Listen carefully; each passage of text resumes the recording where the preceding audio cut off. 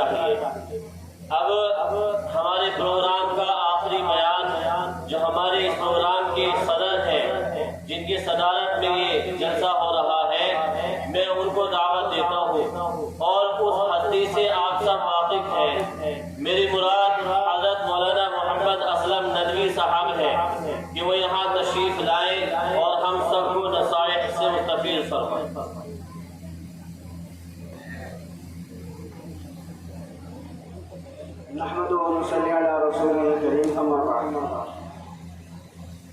मोहतरम सामीन किराम, असल में वक्त ज़्यादा हो गया, बयान आगे सुनने का ना आपका मूड है और ना सुनाने का मेरा मूड है, ठीक है नहीं, क्योंकि वक्त बहुत हो गया। ये भी बहरहाल आपके लिए साथी हो गया, काम काज वाले हैं सभी हजरात, सुबह उठ के अपने कामों पर जाते हैं, फिर जाते हैं, तो बस 2-4 बात करके इंशाअल्लाह मैं जो है रुखसत होऊंगा। आप सभी बहुत देर से सुन रहे हैं और ये प्रोग्राम क्यों हो रहा है ये भी सबको मालूम है। आज 15 अगस्त है, हमारे देश की आज़ादी का दिन है और ये देश की आज़ादी बड़ी मेहनतों से बहरहाल हासिल हुई है। सभी मुसलमान इस मुल्क से बेइंतहा मोहब्बत करते हैं। बेइंतहा मोहब्बत क्यों करते हैं, इसकी मेरे अपने मुताले के एतबार से या मेरे अपने उसके एतबार से 3 वजह मेरी समझ में आती हैं जो मुसलमान इस देश से इस मुल्क से मोहब्बत करता है। सबसे पहली वजह तो ये है कि सबसे पहला इंसान, ये याद रखना मेरे लिए, सबसे पहली वजह ये है कि दुनिया का सबसे पहला इंसान, दुनिया का सबसे पहला नबी और दुनिया का सबसे पहला मुसलमान, दुनिया का सबसे पहला इंसान, दुनिया का सबसे पहला नबी और दुनिया का सबसे पहला मुसलमान इस देश को उतरा, वो थे हज़रत आदम अलैहिस्सलातु वस्सलाम, हम सबके दादा। तो ये मुल्क हमारा मौरूसी मुल्क है, हमारे दादा का मुल्क है, हमें कोई इस मुल्क से भगा नहीं सकता और भगाने वाले जो कह रहे हैं उन्हें पता नहीं। दूसरी वजह इस मुल्क से जो हम मोहब्बत करते हैं एक और है, और मेरे अपने एतबार से वो इससे भी ज्यादा जो है मजबूत निस्बत है उसकी, वो ये है कि एक शेर है कि मीरे अरब को आई ठंडी हवा जहां से, मीरे अरब को आई ठंडी हवा जहां से, मेरा वतन वही है, मेरा वतन वही है। आका नामदार मोहम्मद अरबी सल्लल्लाहु अलैहि वसल्लम को इस मुल्क से मोहब्बत,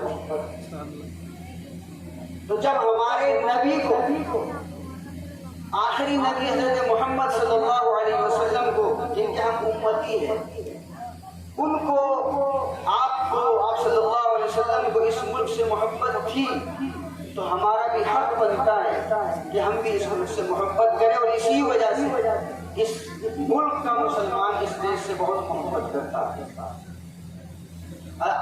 फरमाने रसूल है कि मुझे इधर से, अल्लाह के रसूल इशारा करके फरमाया करते थे कि मुझे इधर से ईद की खुशबू आती है, तो अल्लाह के रसूल का इशारा हिंदुस्तान हुआ था।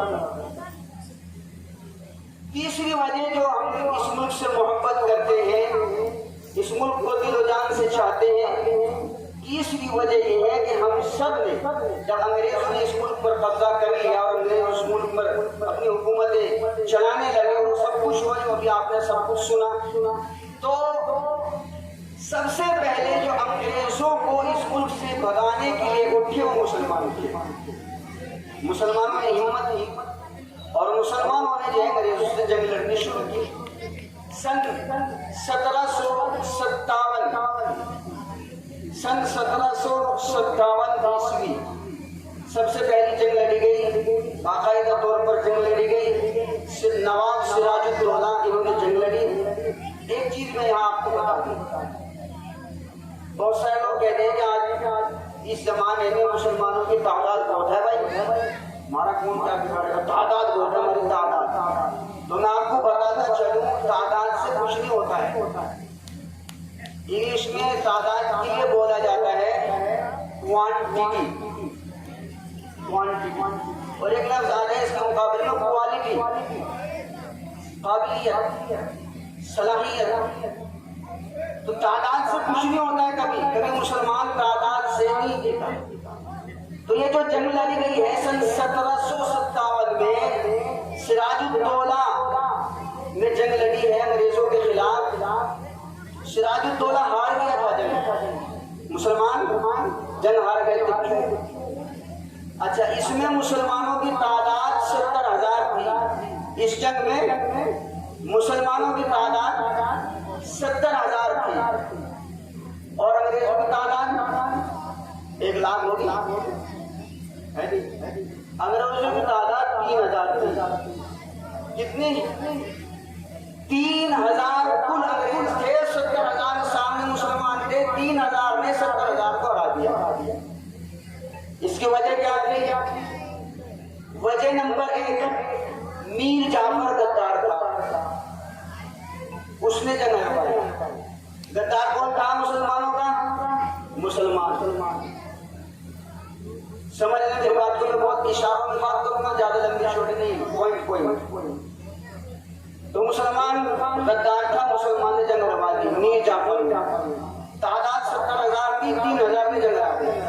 दूसरी वजह यह थी कि ये जो सिराजुद्दौला ने जंग लड़ी थी उसके पास कोई बाकायदा मुनज़्ज़म फौज नहीं थी, सिर्फ भीड़ थी। और इधर अंग्रेजों की जो सिर्फ कुल 3,000 फोर्स थी, ये बाकायदा मुनज़्ज़म फौज थी, ट्रेनिंग याफ्ता ट्रेंड थी। इसलिए वो जो है 3,000 ने 70,000 को हरा दिया। दूसरी जंग लड़ी गई बक्सर में। बक्सर एक इलाका है बनारस के आसपास में, वहां दूसरी जंग लड़ी गई। इसमें ये मीर कासिम, अच्छा ये जो मीर जाफर था अंग्रेजों ने इसको उसका गवर्नर बना दिया, बंगाल का नवाब बना दिया सिराजुद्दौला की जगह। 2-3 साल इसको रखा, उसको भी हटा दिया, जाकर तुम आ गया। तो मीर कासिम को बना दिया। मीर कासिम अंग्रेजों के खिलाफ था। मीर कासिम ने अंग्रेजों के खिलाफ तैयारी की। उस वक्त के जो दिल्ली के जो बादशाह थे, यानी जो मुगल हुक्मरान थे, ज़मान शाह, और एक और नवाब थे अवध के अलंग के। ये 3 अपना इत्तेहाद बनाया इन्होंने और एक अंग्रेजों से जंग लड़ी। जंग तय हो गई और बक्सर के मैदान में जंग लड़ी गई, लेकिन बदकिस्मती से मुसलमान ये जंग भी हार गए। इसकी वजह, अच्छा इस जंग में मुसलमानों की तादाद थी 50,000। कितनी भाई? मुसलमानों की तादाद थी 50,000, अंग्रेजों की तादाद थी 60,000। 60,000 ने 50,000 को हरा दिया। वजह क्या थी? वजह कोई थी जो पिछड़ी थी। यहाँ गद्दारी का तो जिक्र नहीं मिलता, लेकिन दराले भीड़ थी, भीड़ से जंग नहीं लड़ी जाती, भीड़ मुकाबला नहीं किया करती, भीड़ तो भाग जाती है। आपको याद होगा उलमाए किराम ने जब ये सन 9 हिजरी में जब मक्का फतह हुआ था, सन 10 हिजरी में, तो मक्का फतह होने के बाद अभी अल्लाह के रसूल मदीने नहीं पहुंचे थे, बल्कि भी एक गज़वा लगा था यहाँ, गज़वा हुनैन। गज़वा हुनैन में मुसलमानों की उस वक्त सबसे ज्यादा तादाद थी 14,000। अल्लाह के रसूल साथ थे, तादाद 14,000 की। मुसलमान ये कहने लगे कि आज हमें कोई नहीं हरा सकता, आज हमारी तादाद बहुत है, ठीक है नहीं? लेकिन क्या हुआ? बहरहाल जंग तो जीत गए थे मुसलमान, गज़वा हुनैन का गज़वा जीत गए थे, लेकिन शुरू में हालत खराब हो गई, भाग गए थे। क्योंकि उस गज़वे में, गज़वा हुनैन में, जो अल्लाह के रसूल के जो ट्रेनिंग याफ्ता मुजाहिदीन थे उनके साथ में भीड़ थी, और जब हल्ला हुआ, हमला हुआ, तो भीड़ भागी।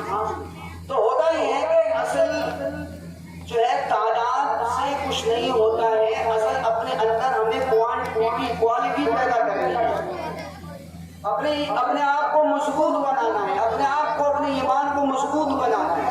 ये असल मैं कहना चाह रहा हूँ। और दूसरी बात मैं ये कहना चाह रहा हूँ कि जब हम मुनज़्ज़म तौर पर रहेंगे, इत्तिहाद और इत्तिफाक के साथ रहेंगे, तो फिर क्या होगा कि फिर उसके बाद ये 2 जंग तो हार गए, फिर उसके बाद आते हैं हैदर अली और इनके बेटे हैं फतेह अली यानी टीपू सुल्तान। हैदर अली और टीपू सुल्तान दोनों ने मिलकर तकरीबन अंग्रेजों को 35 साल तक जो है पास नहीं आने दिया। 35 साल जमकर मुकाबला किया, कई शिकस्तें दी, कई लड़ाइयां लड़ी गई और अंग्रेज हर लड़ाई में शिकस्त खा जाते थे। परेशान थे टीपू सुल्तान से कि कैसे करे क्या करे, लेकिन बदकिस्मती से यहाँ की वही हुआ जो सिराजुद्दौला के साथ हुआ था। 1799 ईस्वी में सुरंगापट्टम किला था जहाँ एक था टीपू सुल्तान, सबने साथ छोड़ दिया था, कोई साथ नहीं दे रहा था टीपू सुल्तान का। यहाँ तक कि तुर्की और जो है अफगानिस्तान और ईरान तक सफीर भेजे टीपू सुल्तान ने कि मैं मेरा साथ तो मैं अंग्रेजों को यहाँ से भगाना चाहता हूँ, लेकिन किसी ने साथ नहीं दिया। उस वक्त हिंदुस्तान में भी कुछ ताकत थी, निजाम थे, निजाम हैदराबाद और इधर मराठे थे, इन्होंने भी साथ नहीं दिया, यानी सबने साथ छोड़ दिया। अकेले टीपू सुल्तान ने 35 साल तक अंग्रेजों से जंग लड़ी है और अंग्रेजों को हाथ में रखने दिया। इसकी वजह क्या थी, क्यों नाराज रहा टीपू सुल्तान? टीपू सुल्तान ने अपने इलाके में, अपनी रियाया में 2-3 चीजों पर पाबंदी लगाई। एक तो शराब पर पाबंदी लगाने, बिल्कुल शराब कोई नहीं पीएगा, बिल्कुल खत्म कर दिया शराब का मामला। दूसरी, शादियों में जो फजूल खर्ची हो रही थी उसके ऊपर बिल्कुल कुल्ली तौर पर पाबंदी लगा दी और जितने भी वाहियात किस्म के काम थे सब पर पाबंदी लगा दी, क्योंकि जो कौम शराब और नशे में मस्त हो जाती है वो कौम किसी तरफ की नहीं रहती, वो खराब है, खत्म है वो कौम। जो कौम अपने पैसों को फजूल उड़ाती है वो कौम किसी काम की नहीं रहती। तो टीपू सुल्तान ने ये 2-3 काम किए और अपने एक मुनज़्ज़म जदीद तकाज़ों के मुताबिक एक फौज तैयार की और उस फौज से टीपू सुल्तान ने 35 साल तक अंग्रेजों का जमकर मुकाबला किया। आखिरी जो जंग लड़ी गई सन 1799 ईस्वी में, उसमें भी वही हुआ जो सिराजुद्दौला के साथ हुआ था, यानी कि मीर सादिक, टीपू सुल्तान को हराने वाला मीर सादिक गद्दार, मीर सादिक से अंग्रेजों ने सांठगांठ कर ली, उसको लालच दे दिया और उसने जो है सारा राज जो कुछ देना था वो दे दिया और बहरहाल किला खुलवा दिया और फिर टीपू सुल्तान को जो है बहरहाल शिकस्त और वो शहीद हो गए। तो मेरे मोहतरम सामीन किराम, ये है बहरहाल तारीख तो भी आपने सब सुन ली। तो यहाँ ये 2-3 बात मुझे अर्ज करनी थी कि एक तो हम नौजवान नस्ल हमारे बुजुर्गवार, हमारे बड़ों की तो जिम्मेदारी है कि हम अपने बच्चों को, अपने साथियों को, अपने नौजवानों को उनको तैयार करें, सेहत के एतबार से भी, तंदुरुस्ती के एतबार से भी, ईमानी एतबार से भी, हर एतबार से एक्टिव और तैयार होना है। अपने ईमान को मजबूत करना है, तालीम पर जो है आगे बढ़ना है। तालीम जब तक नहीं होगी तो हमें कोई भी गुमराह कर देगा, कोई भी बहका देगा, कोई कुछ नहीं बताएगा। आज ही का वाकया है, मैं यहाँ बोले में जो रहता हूँ फिलहाल, तो मैं बच्चों को पढ़ाता हूँ, मेरे पास बच्चे आते हैं और तकरीबन सारे बच्चे बेचारे स्कूल के। मैंने आज अपने बच्चों से पूछा, भाई बताओ आज क्या है, बता कि 15 अगस्त क्या हुआ था। 15 अगस्त को कुछ पता ही नहीं, कुछ नहीं पता था बच्चों को, जबकि सारे बच्चे स्कूल के, कोई 8वीं में, कोई 7वीं में, कोई 11वीं में, कोई 11वीं में, किसी को ना ये पता। मैंने पूछा था तो ऐसे 2 मुसलमानों के नाम बता दो जिन्होंने जंग आजादी में हिस्सा लिया, 2 के नाम, तो एक का भी नहीं पता था निशारों। इसकी वजह यह है कि उन्हें कोई बताता नहीं। अच्छा, मैंने उनसे कहा कि तुम स्कूल जाओगे, अभी वहाँ प्रोग्राम होगा आपके यहाँ, तो जो होगा वो मुझे बता रहा, भाई वहाँ होता क्या है, सरकारी स्कूल है। और सारे बच्चे गए वहाँ, जो हुआ जोहर के बाद बच्चे आए तो मैंने उनसे पूछा भाई क्या हुआ, बच्चों ने बता दिया कुछ नहीं हुआ। वहाँ बच्चे गए, बच्चों को नचाया, गुलदाना दिया, जाओगी। टोटल बच्चे मुसलमान के पढ़ते हैं स्कूल में, उस स्कूल में, सरकारी स्कूल में। ये बच्चों को नचाया, तैयारी करा दो, बस नचाते हैं। गुलदाना दिया और डाउन। तो जब हमारे बच्चों के साथ ये होगा, हमारे कौम के साथ ये होगा, तो फिर हमारे बच्चों को क्या पता लगेगा? कुछ भी नहीं पता लगेगा। इसलिए जरूरत इस बात की है कि हम खुद मुकल्लफ हो, हमारे खुद के स्कूल्स हो, खुद के कॉलेजेस हो, हम अपने बच्चों को बताएं। आजादी के जो हीरो हैं, आजादी के जो लीडर हैं, उनके बारे में हमें खुद भी पता होना चाहिए, अपने बच्चों को भी हमें बताना चाहिए। क्या कुर्बानी, आज जरूरत है इस बात की, बहुत ज्यादा जरूरत है। अब वो वक्त भी रहा कि हम आराम से हाथ पे हाथ करके बैठे रहे और अब जो होगा देखा जाएगा, क्या होगा कुछ नहीं होने का, ये वक्त नहीं है। अब कुछ करने का वक्त है, कुछ उठ खड़े होने का वक्त है। कि शायद ने कुछ कहा है कि उठ कि अब बज़्म जहां का और ही अंदाज है, उठ कि अब बज़्म जहां का और ही अंदाज है, मशरिक व मगरिब में तेरे दौर का आगाज है। ये आगाज है हमारे दौर का। अगर हम समझ गए तो इंशाअल्लाह आने वाला मुस्तकबिल हमारा होगा, और अगर अब भी हम न समझे तो फिर वही होगा जो अल्लामा इकबाल ने कहा है कि तेरी दास्तां तक न रहेगी दास्तानों। न समझोगे तो मिट जाओगे हिंदुस्तान वालों, तुम्हारी दास्तां तक न रहेगी दास्तानों में। अगर हम अब भी ना समझे, अगर हम अब भी ना जागे तो फिर हम खत्म हो जाएगा हमारा किस्सा। इसलिए हमें जागना है, हमें उठना है, हमें एजुकेशन में आगे बढ़ना है, हमें खिदमत खल्क में आगे बढ़ना है, हमें हर तरीके से तैयार होना है ताकि हम हिंदुस्तान को, इस प्यारे से मुल्क को बचा सके, कुछ दे सके।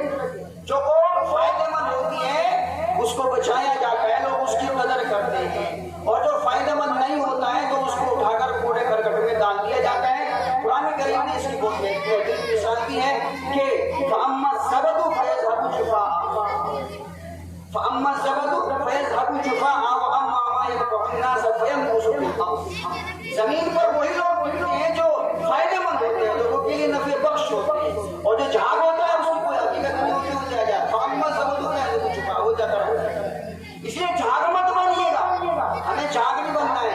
हमें अपने अंदर सैयद अहमद शहीद को पैदा करना होगा, हमें अपने अंदर टीपू सुल्तान शहीद को पैदा करना होगा, हमें अपने अंदर शाह अब्दुल अजीज रहमतुल्लाह अलैह को पैदा करना होगा, हमें अपने अंदर सलाहुद्दीन अय्यूबी को भी पैदा करना होगा, हमें अपने अंदर क्या कहते हैं हकीम अजमल खान, अशफाकुल्लाह खान 27 साल की उम्र के जो अशफाकुल्लाह खान की जब फांसी पर चढ़े, सिर्फ 27 साल की। आज हमारे 27 साल के बच्चे मोबाइल में पूरी रात गुजार देते हैं। ये कहां से आएंगे फिर अशफाकुल? कौन बचाएगा देश को, कौन बचाएगा मुल्क को? जब हमारी जिंदगी 99% मोबाइल पर गुजरेगी तो फिर मुल्क को कौन बचाएगा फिरकापरस्तों से? फिर कौन बचाएगा हमारे घरों को जो बुलडोज किए जा रहे हैं? जो हमें बचाने पड़ेगा, हमें उठना पड़ेगा। इसलिए मेरे मोहतरम बुजुर्गों, दोस्तों, ऐसा ना हो कि प्रोग्राम हो जाए, आप लोग बात सुने और बस फिर चले जाए, नहीं। अब वो वक्त नहीं रहा, हमें समझना होगा, हमें तैयार होना होगा, हमें उठना होगा, हमें बेदार होना होगा, और हमें अपने अंदर अपने नौजवानों को तैयार करना होगा, सेहत के एतबार से भी, तंदुरुस्ती के एतबार से भी, इल्म के एतबार से भी, एजुकेशन के एतबार से भी, तालीम के एतबार से भी, ईमान के एतबार से भी, दीन के एतबार से भी, हर तरीके से तैयार होना होगा। जब इंशाअल्लाह ये काम कर लेंगे तो फिर इंशाअल्लाह अल्लाह की मदद आएगी, और फिर जो है मुस्तकबिल हमारा होगा, आने वाला कल हमारा होगा।